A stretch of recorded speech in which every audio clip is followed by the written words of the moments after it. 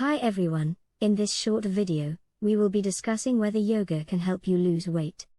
Many people are looking for ways to lose weight and improve their physical health, and yoga is often seen as a low-impact form of exercise that can help achieve this.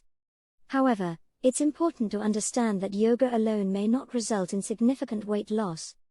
That being said, yoga can still be a helpful tool in your weight loss journey when combined with other forms of exercise and a healthy diet. The physical postures used in yoga can help to build muscle, increase heart rate, and burn calories, which can contribute to weight loss over time. In addition, yoga also has a number of mental health benefits, including reducing stress and improving mood, which can be important factors in weight loss.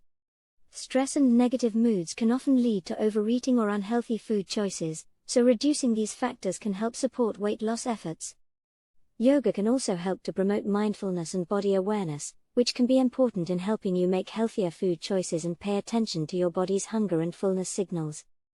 So, while yoga may not result in significant weight loss on its own, it can still be a valuable tool in your weight loss journey when combined with other forms of exercise and a healthy diet.